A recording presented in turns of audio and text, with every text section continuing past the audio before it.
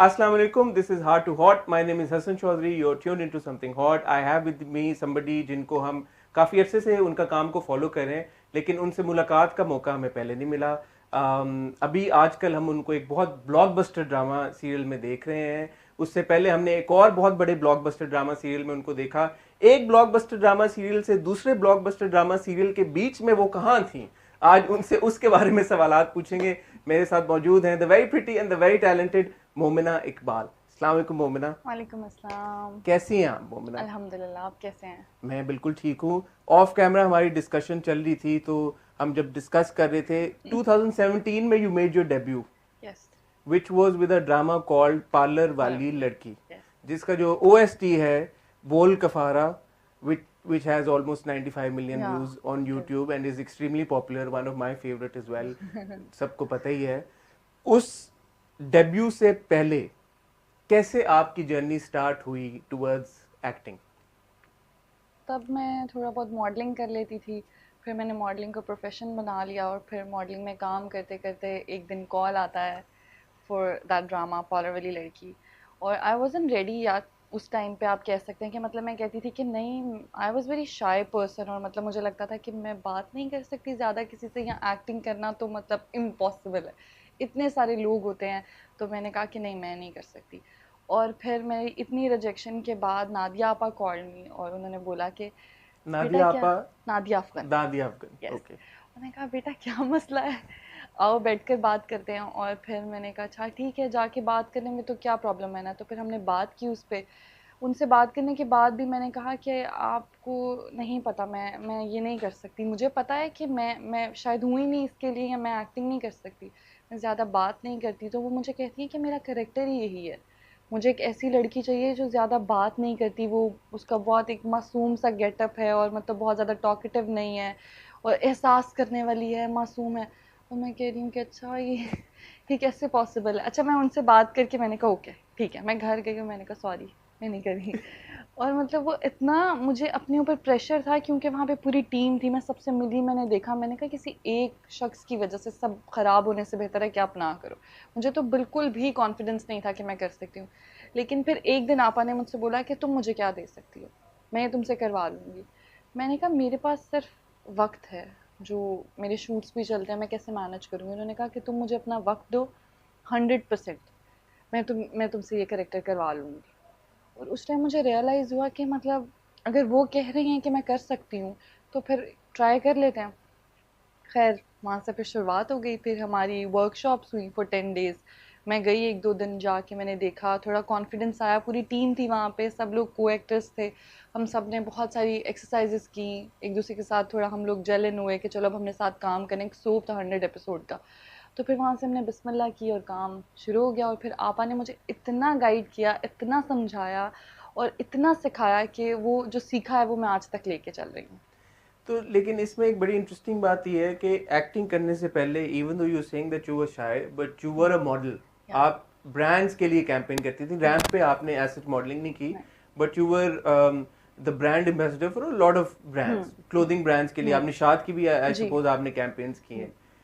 तो वो जो शाइनेस थी वो मॉडलिंग में नहीं आती थी.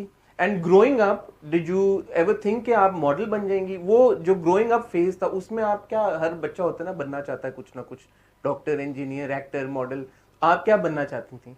मैं टू बी वेरी ऑनेस्ट, मुझे ऐसा, I was studying that time, तो मुझे था कि मतलब ठीक है मॉडलिंग समटाइम्स मैं कर लेती हूँ, तो ठीक है बट वो बिग चलता ब्रेक है. कैसे आया मॉडलिंग का पहला? मॉडलिंग का ये था कि एक बार मतलब मेरी सिस्टर और मैं, हम लोग बैठे हुए थे, तो उसने कहा कि उस टाइम पे कुछ अरसा मैंने स्टार्ट किया था जॉब्स वगैरह और ये ना.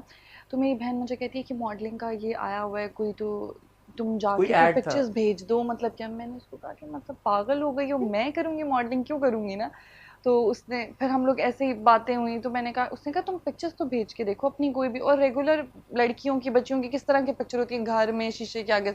मैंने भेज दी. मैंने कहा वो जिसको भेज गया वो हंसता रहेगा बैठ के कि ये क्या औरत है.